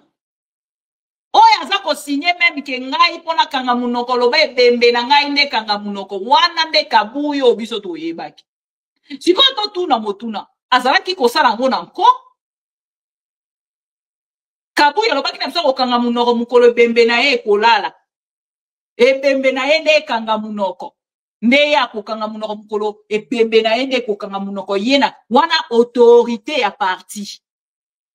Et lelo Kabuya comme ko ebise biso makambo eleka esi eleka o Kabuya kozala ena ya mande bandika ka sikoyo ndenge nini Kabuya comme kotalisa biso lobi makambo eleka donc soki makambo eleka esi bobosani elingi koloba ke to banda kotonga oya sika donc kotonga oya sika nde siko tokei na oyo ba catholique baza ko ebisa biso lelo pacte social pour la paix. Donc, ils allaient accepter, na UDPS lelo, ils allaient accepter, na gouvernement congolais. Messieurs, Mouyaya, parce que bande korona ba telemipe, parmi bato ba incité bande korona ba telema, ils allaient pe Mouyaya.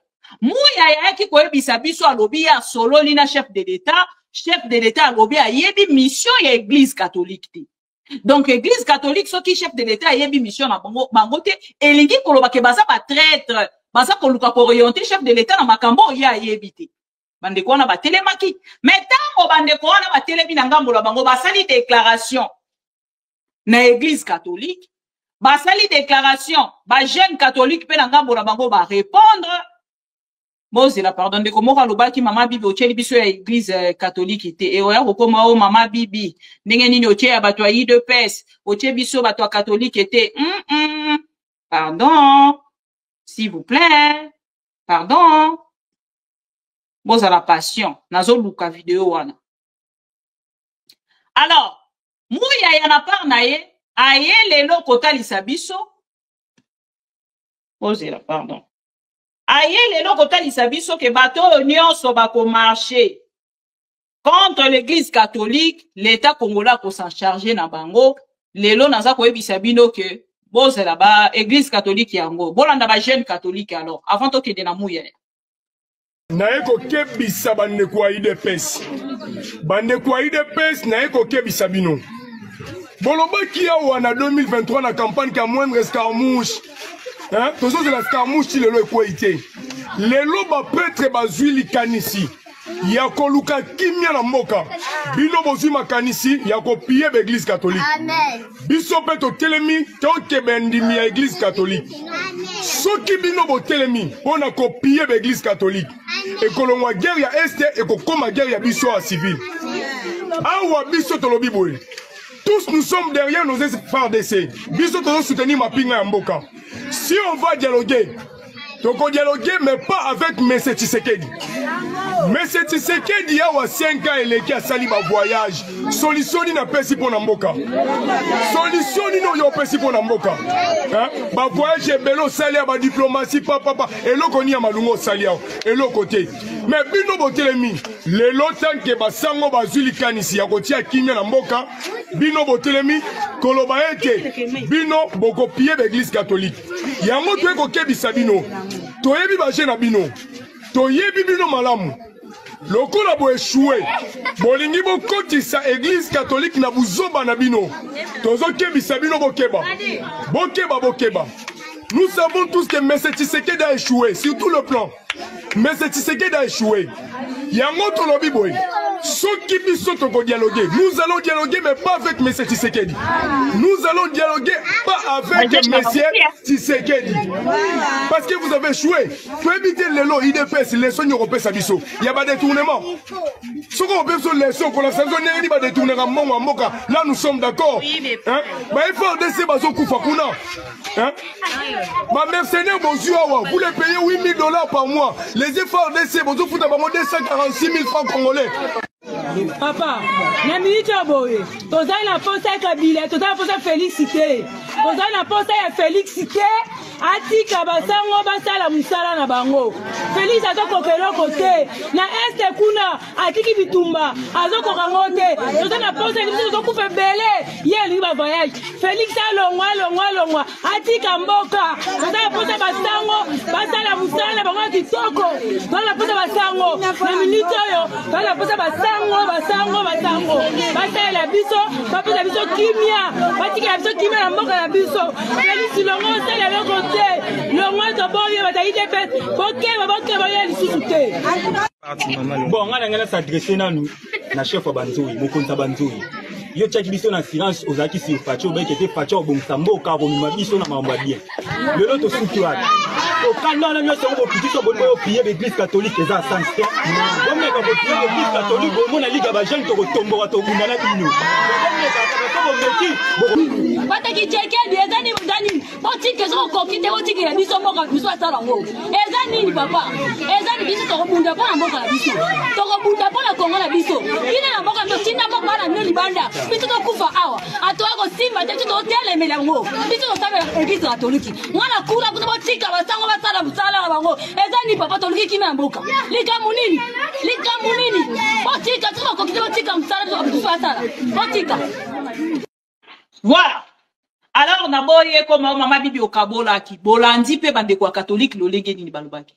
Et les autorités congolaises na kombo a tonton Skol Mouyaya moto aliboso abanda ki le chef de l'état asalela ki yango briefing. Alobaki le chef de l'état n'est pas d'accord avec l'église n'est pas avec l'église catholique. Le message de l'église catholique est un message oh ya bango boko balali balamuki baeli biso yango. Na oyebi sabino ke bato bako kende de tâtonnement en tâtonnement. Ils tâtonnent tellement dans ce qu'ils disent et lelo na par na bango baza koyeba lisusu te basarani. Et bon on dit ma déclaration nyonso eleki. Merci beaucoup ndeko Jean-Claude. Na ba déclaration nyonso bo semba réagir te. Pour déjà ya Gili o ya de asaki ba déclaration ya ko bo mandeko Vital Kamerhe bondimi siko lelo ke makambo ya Christian Malanga ezalaka pona assassinat ya ndeko Vital Kamerhe. Et lelo bango moko babimisi yango na munoko ya Gili. Et yango moni na par na bango ba bino bo sembe penga na Gili pesa na Gili suspension to yebi ke suspension ne ko za respecter te. Et là, dans en téléchargement, il y a pour libérer 10 chochois. N'a eu information de l'eau, n'a pas de source nanga, 10 chochois, ça, ils sont en prison, 10 chochois comme une à centre Nganda. 10 chochois sur les traces de pasteur Kassongo. Pasteur, on a combien d'années? Oh, à violemment, on a 4 ans. Il y a mineur. Kasongo. Dit Joshua sur le trace. Yandeko Vital Kamere. Prison, centre nganda, ndaku Belgique. Toroyo Kayango l'MC 4 matin. Na moment où toza kolobasali faux malade, et na minute oto kolobasali na centre nganda. Et Guini nanga bona na ba déclaration nyoso asalaki. Na ba déclaration nyoso Guili asali contre de Vital Kamere, asana est libre. Babengisie semblant na kati ya parquet et botala avocat na enani. Moto ya uti kosala ba déclaration contre l'ambassade ya France. Moto esengela ki babengise pa ya komone nani Bosembe. Moto esengela ki bakanga même na kombo ya Pinda asali ba déclaration asali incitation na violence. Babuki bambassade batumbi bambassade bakangi ete yende moto akei lokola avocat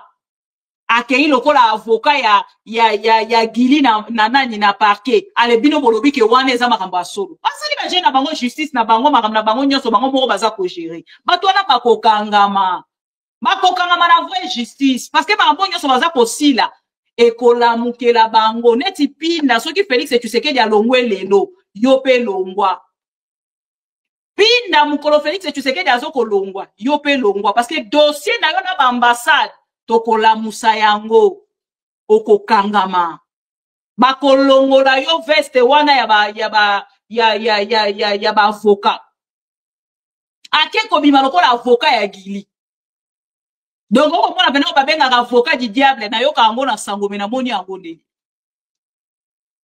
Et là maintenant c'est Mouyaya botanga ndenge ba autorité na bango babandaki gouverneur ya ville à lobby Mouyaya ekoloba lobby après Augustin Kabouya c'est Mouyaya muto alobaki le président de la République le 29 janvier il avait dit que notre colère était acceptable mais que nous ne devions pas exprimer notre colère dans des actes qui peuvent être répréhensibles. Ici je voudrais spécifiquement m'adresser aux jeunes de Kinshasa.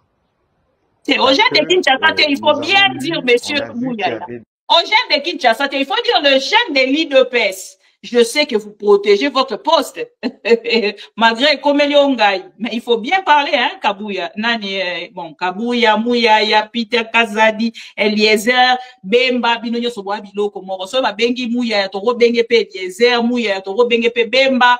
Donc, Bosa Biloko Moko. Les foufous de même bad, Tokei. Nous avons tous suivi le président de la République. Le 29 janvier, il avait dit que notre colère était acceptable, mais que nous ne devions pas exprimer notre colère dans des actes qui peuvent être répréhensibles. Ici, je voudrais spécifiquement m'adresser aux jeunes de Kinshasa, parce que nous avons lu, on a vu qu'il y avait des réactions de colère, compréhensibles d'ailleurs, lorsqu'on a vu les images de nos pères de l'Église catholique et protestante avec ce que nous considérons comme des ennemis. L'Église a vocation de travailler pour la paix. Et donc aujourd'hui, il faut considérer que l'œuvre de prêtres s'inscrit dans le cadre de la recherche de la paix, tel qu'ils en parlent, le pacte social pour la paix, et une démarche qui a été présentée au président de la République. Et donc, il est hors des questions que même si nous pensons, même si nous avons raison d'estimer qu'il ne devait pas serrer les mains aux ennemis, mais il faut considérer que c'est aussi cela, la démocratie ou la marche pour aller vers la paix. Les églises, les lieux de prière sont des lieux sacrés. Penser s'en prendre à des lieux de prière, c'est penser s'en prendre à Dieu. S'ils ont mal agi, c'est Dieu le juge. Dieu les jugera. Mais ce serait inacceptable que des gens s'élèvent pour aller perturber, et pour penser même perturber les services religieux un jour de dimanche. Nous avons besoin, nous parlons souvent de front spirituel, Alors, dans les fronts spirituels, c'est des actions de grâce et des actions de prière à l'égard des dieux. Il n'y a pas meilleur jour pour les fronts spirituels que dimanche. Alors, ne désacralisons pas ces jours-là, parce que il y a des gens qui pensent qu'il faut passer par des actes qui sont intolérables. Restons dans la ligne du président de la République et dans la ligne du gouvernement. Revendiquons ce que nous souhaitons par la paix et par des moyens pacifiques. Les prêtres auront l'occasion, quand ils auront terminé leur consultation, de s'exprimer. Et en ce moment-là, on pourra justement voir la pertinence et le sens de leur démarche auprès de ceux que nous considérons comme des ennemis. Voilà. Bolandi Mouyaya. Boyo Kie. Bo comprendre nini.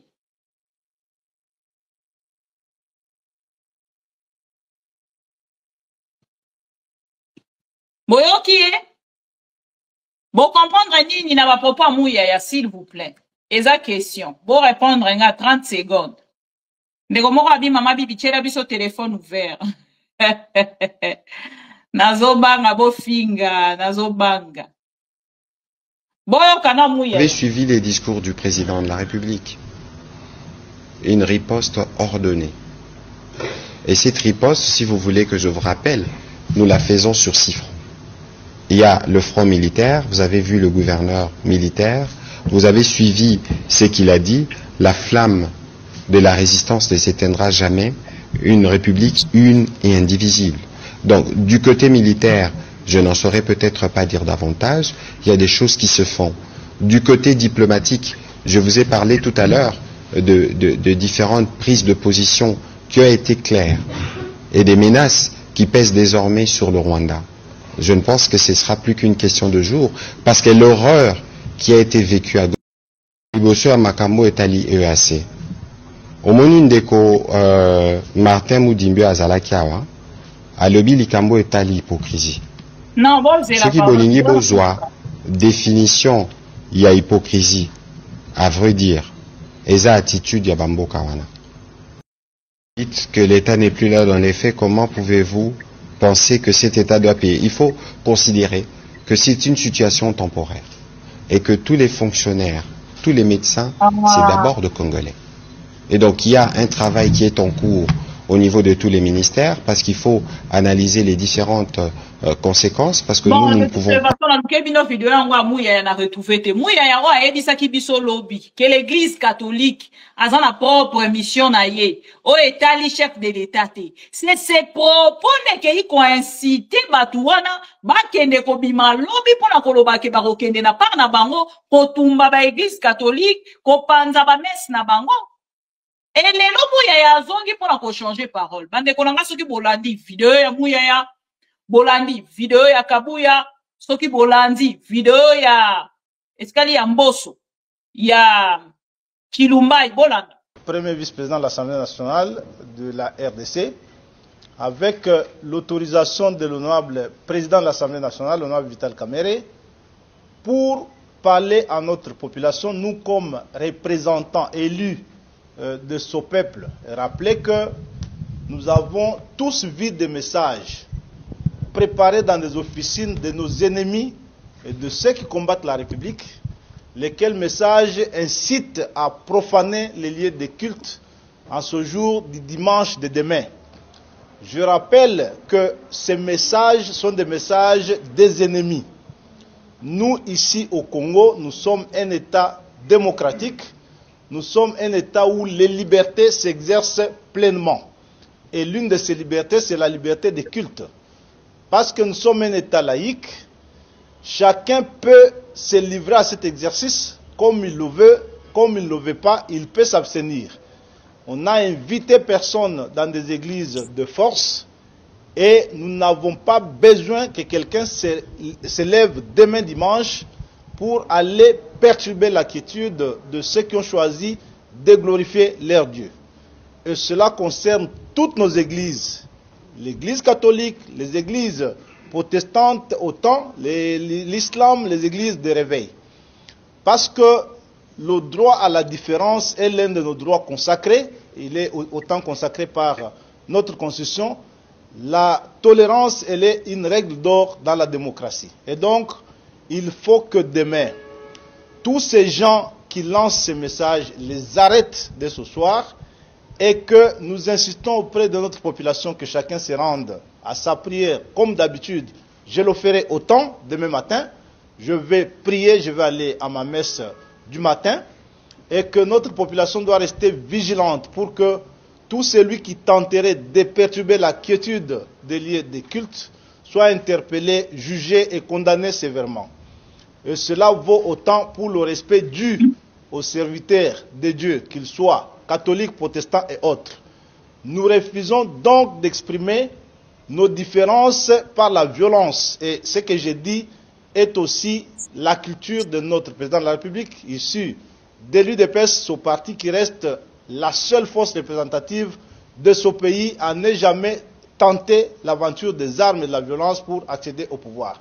Et donc, il n'est pas de notre ADN et de notre culture de recourir à la violence pour exprimer nos différences et nos mécontentements lorsqu'il y en a. Et donc, demain, nous invitons toute notre population à vaguer librement à son activité de piété pour ceux qui le veulent. Et ceux qui ne sont pas de cette culture et de cette nature doivent rester à la maison et que tout le monde soit vigilant pour que toute tentative d'atteinte à la liberté de culte aux prêtres, aux pasteurs soit réprimée sévèrement et que chacun alerte en temps réel les services pour que cela soit fait ainsi. Nous vous demandons donc de rester calme, de ne pas subir l'influence de ces messages de nos ennemis, ceux qui agressent le Congo, qui sont aujourd'hui en train d'utiliser certains esprits faibles parmi nous pour tenter de créer la psychose dans la population. Et donc, demain, nous nous rendrons à l'église, moi compris, et comme d'habitude, nous veillerons à ce que tout celui qui tenterait une telle aventure soit sévèrement réprimé. Si on regarde que Bominga la vidéo, et ça l'attitude à Mbos.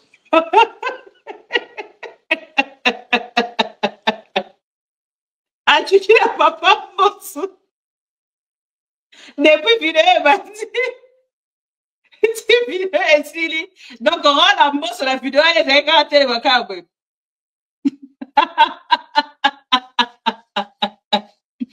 Non, ce n'est pas possible. Bon, quand il y a un lobby, à lobby, ennemi à Congo, bateau bazo au Bundisa Congo, ne bazo utiliser par esprit faible.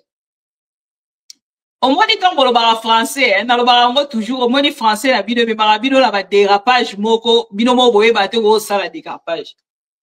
Quand on voit le balabiso que, ennemi ne ba koya au Bundisa, kuna baza koya ko manipuler. Donc, ennemi a baza de à Kinshasa.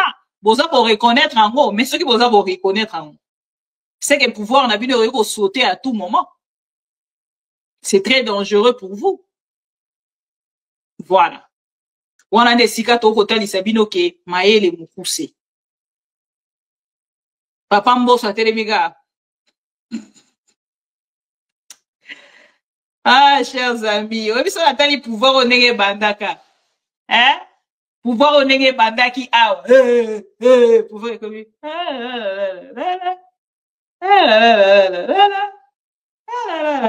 de bon continuer koloba ndenge kozaki koloba ndeko moko tuni alobi na ba changer constitution ndeko nanga na réponse ya constitution ndeko na biso Kabuya ici à répondre na yango peut-être non boyoka qui était boyoka Kabuya na question à likambo etali constitution pour que na quitter bino. Na ligne na cha téléphone ouvert mais téléphone est déchargé bolimbisanga. Bomoni. Donc des bazana bazo koyeba te nani akoloba nini. Nini ekoloba nani. Nani akoloba nini nini ekoloba nani. Jean-Pierre Bemba kuna yazo recruter ba militaire. Koto Félix Tshisekedi azo compter na basango. Kuna pe muya yazaki koloba ote église catholique makamna bango etali bisote. Ona kudo tâtonnement moko ya haut niveau. Et donc, pouvoir est sili. Mandekolanga, pouvoir est sili. Félix Tshisekedi est perdu. Azoe besika ko bandate, esika ko sukisate. Église catholique pe kuna, baza ko continuer, toyebi pete, nanga ko accepter, tina suka ou ko accepter te. Pour sourire kaka ya nanga, na ba père, l'église catholique, IDPS c'est ça les avoir tout un sujet. Si comme Félix population oyo zaki ko compter na bango lelo actualité eza na population oyo zaki ko compter na bango actualité eza wera bwaki feregola wera lobito lingana feregola we et ça li polémique na réseaux sociaux au moins les populations oyo zaki ko compter na bango wana na minito bazali vraiment branché scotché na makambo ya concert et de Kakilobi. Concert et de Kakilobi ezalaki eloko munene pona bango. Na pa na bango tolingana héritier wata we bota la plein o esala makilobi de pes. Plein o esala makilobi na concert a we ezalaki wapi concert a we na arena. Concert à wera son na surtout ki ka bona moni wera son na obeta concert héritier watana benga pena mamwa musique na landela rango li soute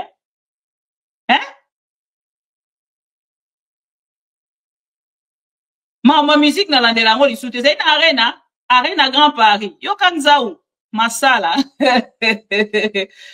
donc ndenge za boya actualité na réseaux sociaux o ekangi donc mamba bukavu kutu bango kuna tali bango te mambo bango ba bete la tangwa na minito eza we ranson na bwa kitolingana feregola bagolo bagangi fere fachi bato yo bande ko la confiance bango wana est-ce que yo bona no landi concert a we to kendaki fachi zaki na concert wana te IDPS viva. Fache sa zongi Kinshasa, ouais, a zongi déjà. Na rensala zane na concert. Tant on a invité spécial. Il y a ouais rançon, na sala ouais rançon surprise, mais bon. Mamba est sali qui a kindete nanga misi na mélicie 3 comprimés matin, midi, soir. Amélie nanga misi le matin, midi, soir. Moi qui des athées.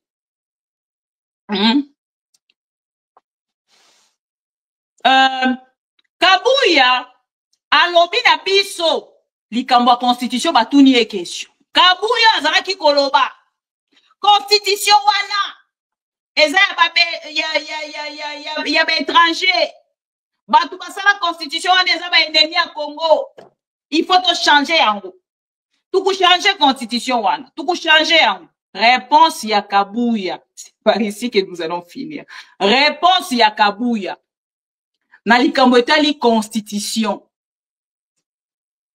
Boyoka. Nous sommes dans un contexte exceptionnel où le pays est occupé par l'armée rwandaise. Ma préoccupation pour le moment, c'est de bouter hors nos frontières l'agresseur rwandais. C'est ça. Il ne faut plus mélanger des choses que non, voilà, au moment où... Tu vois la question que tu me poses là. Si je te dis que non, nous travaillons sur ça, ils vont te dire, ah voilà, la situation sécuritaire ne l'intéresse pas. Ce qui l'intéresse, c'est la Constitution. Tout nous préoccupe, mais la priorité maintenant, c'est la situation sécuritaire. Et concernant les... Bon, ok. Ce qui préoccupe maintenant, Kabou, il y a un moment où il y a la situation sécuritaire. Il y a Est et il y a République. Parce que tant que Balina qui va changer constitution. Li Kabouane ezalaki kaka ou ezalaki te. Na ebisa ki bino ba yebanda ki koyeba te. To embrasser nini. To zela kaka 5 ans aussi là. To changer constitution, to vendre à vie. To babane koyeba te, to zo à gauche, to zo à droite. Un enfant au bout d'une route. Trouvant tout en coup des chemins. À gauche, à droite. To zoara constitution, to changer en haut. Moi, je suis le garant de la nation. Bah, mais ma qui m'a son aloyenge, qui wenge, qui m'a tongé à Belgique. Bazoa qui m'a tongé à Belgique. Bazoa qui ba papier blanche. Et ba papier blanc, pardon. Oh, na part na bango. Ba feuille blanche, bazaki ko lingue là. Nango drogue na nani. Oh, bazalaki ko kende na ngambo la bango ko sale la bambongo. Soki ko bete la ba chèque. Bazu yango na part na bango ba makanisi wana ekoyela bango baza déjà na pouvoir. Bazu esprit wenge ba bebi yango na kati ya gestion ya pays. et lelo ebeti bango po wenge betaka boyebi wenge ndenge betaka bato ba memara esprit wenge na kati ya ba orchestre na bango botu na ba orchestre na bango so ti lelo esala botu na ba orchestre nyonso ya esprit wenge na kati ya ba orchestre nyonso esprit wenge ba o bakanzaka bakomi na kati ya wenge bosala liste na bango lelo basuka wapi bakomi kofinga ba opposant Kabuya komi kofinga Fayulu librement aisément afingi Katumbi librement afingi Kabila ndenge alingi abosani ke lobe ayaki koyebisa biso ke Kabila c'est un sérieux Kabila est un sérieux Kabila atali amoni pouvoir place à repesa te apesi biso IDPS lelo ba kofinga Kabila ba fingi même Kabund oya balolela ki bango majorité oya salela ki bango coup d'état constitutionnel na ba institution kuna et lelo na part na bango balingi ba yebisa biso ke non mama Jacquino kenda wapi ta kuna kati na commentaire na mona yo kala. Et voilà aujourd'hui, IDPS viva toujours. IDPS viva. Attention, ça va là-bas. IDPS viva. L'égoïsme. Merci beaucoup, maman Jacquina, pour le message. L'égoïsme de l'IDPS. Nazo tout na sangwa medar. Nayo karalisu medar. Ta kenda wapi? Medar kankolongwa kenda wapi? L'un de mes fils. Il y a ma mission. Akenda wapi Medar Kankolongo. Na yo kakaye lisusu te. IDPS bazala toujours na kati ya violence depuis ba pouvoir nyonso eleka. Merci beaucoup maman Jacquina. Et na kati ya lelo ba komi lisusu plus arrogant. Bon il va gérer na arrogance, orgueil, nini lisusu impolitesse. Amour d'argent, égoïsme, détournement, mauvais cœur. Donc, baza ko mériter même pas un pardon ya ba Congolais. Baza ko mériter même pas un petit pardon ya ba Congolais. Et c'est que to linga bango na kati ya Non. Intolérance. Merci beaucoup. Ba on a bosani ko rappeler nga BRL Kachopia. Bakamine intolérance, orgueil, violence. Nini sous impolitesse, amour d'argent, yango bakendaki na kati ya ba détournement, égoïsme, nde yango wana so ezo ko kabola siko union sucré salé. Égoïsme wana nde mutu eza ko kabola siko union sucré salé. Égoïsme wana o bakotala biso toza déjà na ba 10 députés, nga Eliezer naza na 12 députés. Fachi penza pesi basango o nzela pona nini. Soka baluki boy. Fachi basango wana bakero kuta na Rwanda. Biso kuto vanda na yo awa. Yango wana baloba moni soko za pembe na mutu fosa mayele. Pour que compter na mayele na. So compter na jalelo na yo okolela. Lobby. Pour mona mutu wana ozomona ye makamnyo so sala ka même ba considérer ka kaka et ya lora ka mairie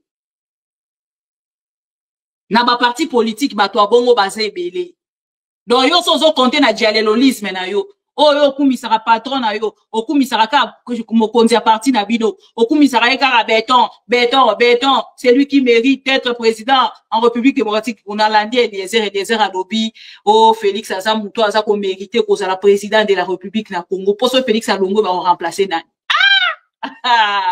non mais dialelo na landi mususu nani vieux nanzaka na moi considération et pas na mais batindelinga texte na ye alobi non biso nyonso tocha photo a Félix Tshisekedi na profil na biso na ba réseaux sociaux na biso nyonso poto la kisaye ke tolingi tolinga Félix tolinga Congo motana eloko ebomi pouvoir a Félix Tshisekedi yango wana eloko ebomi pouvoir a Félix Tshisekedi yango wana to la kisaye ke tolingi entre Félix et le Congo. Il faut que la kisaba congolais tolingi nini Félix ou Congo. Félix aza humain. Papa na ye kutu mutu abanda. Na ba membre o ya UDPS, ba parlementaire ya UDPS wana, ba kufa. Félix mutu abandi UDPS c'était. Papa na ye bazalaki ko adorer matin midi soir a kufa. Naza sur Félix ayokaka kanda moko esukisaka ye motema alobaka papa penza. Et voilà ko kufa ta na marche moko. Po bakomisa yo euro, tala lelo nazokomisa yo euro ya makambo na yebi même pas. Ce que tout dit Félix, tu sais que dit lelo papa na bino komisa euro pour avoir fait quoi? Ayebite? Ayokaka kanda, tala papa ba muninga, ba boma ye na kati ya palais présidentiel. Na palais des morts. Papa na pisse fera koufata na marche politique. Il fallait que koufata na meeting. Hein? Aki ata na marche moko po yaza kotambola. Ba bomi po biso bana na ye to bengaka ye euro na valeur. Donc Félix a quand même na posa dans les premiers wana soki les débats fêtera ya papa Etienne Tshisekedi. Na yo ki angote papa Etienne Tshisekedi a kufa les premiers sur le 2 février. Et ça va bon non? Oh, et yo qualité. Posez la non pardon. Papa Etienne Tshisekedi a kufa mkoloni. Ba kune mkoloni. Sous pas kufa mkoloni. Les premiers sur le 2 février. Février moi yango tozate. Moi c'est non c'est perdre hein. Le 2 février non? Kyungu. Le 2 février, non? Mais il y a qualité? Non. Le 1er février. Mais il y a qualité? Bah, commémorer qui? Bah, ça qui commémoration? Oh, mais, il dépasse, viva, non. Hein? Non, il sera le premier ou le 2, né? Bah, mais soit, na kendara, et ça sera le 1er ou le 2. Oh, bah, ça, la commémoration, papa Etienne Tshisekedi. Ça sera en février. Vérifiez bien. Les 6, je doute fort. Bon, tous soit que ça là qui est le 1er, ou le 2, ou le 3, ou le 4, ou le 5, ou le 6. Les lots, les 16. Na yo kite ba ko s'incliner. Na yo kite ba leli papa. Mais, il y a papa Lumumba. Tomonaki. Bana na ba réagisaki. Tout le monde qui gouvernement congolais et réagissaki. Tant bana na ba lobi to lingi atate ba meka ko célébrer ko sala cérémonie moko na lien na kombo papa na biso to yoka ki bana ya héros Lumumba ndenge ba lobaki. To mona ki bana ya héros Kabila ndenge ba kendaki ko s'incliner. Mais bon bana ya héros Etienne Tshisekedi. Ande ko na lingi bilo mingi. La Luka da charger téléphone na zonge la bino na zone de l'actualité. Il y a présidence de la République na zone na okabango baloba na zone de la briefing. Il y a Patrick Mouyaya. Soki a lobby na mati na téléphone ouvert. Et na zone andapé émission ya papa Sassou Nguesso na retenir maramnyo so lobby na ko transmettre à bino yango et wana to kotia téléphone ouvert. Nalingi bino mingi, bonsoir Maman Jacquina, bonsoir Ndekwale et Sanga, les loto yambi, 3 membres, Yana Ninabiso, oh, bakide ko rejoindre, ah non, on est à une première émission. Le loto 3 personnes, on va payer 6 contributions, et Zala Kindeko, John Mbulula, Ndeko, Bekazwa, Serge, Nandeko, Igobos, Hugues. Bango, batu bapesi biso contribution. Na super autocollant, il y a pourquoi les lotos qui $19,99, donc tout le cas $20. Tozoa qui 99 et tout le cas $10. Et puis tozoa qui dit sous $5. 99 Ondeko Iga Apesi et Salika $6. Merci beaucoup et bon dimanche Tukutani. Plus tard pour Nabandeko Nyon Sobadingara Biso. Le temps pour nous tolande la actualité. Tant que nous na poko auto koyoka keono FARDC botoli. Et tozo la de la pe maramba est toyeba.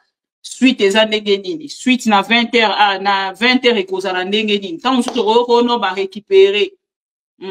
Ba wazalendo ba récupérer to koya pe kopesa bino information ki ba wazalendo ba récupérer po ba lobi ba vaya wazalendo baza kobunda kuna Donc, c'est un peu ça. Encore une fois, bonne soirée. Et je vous laisse avec les conseils de notre très cher Augustin Kabouya, l'homme AK-47, Otobengaka et Elomba Kwei.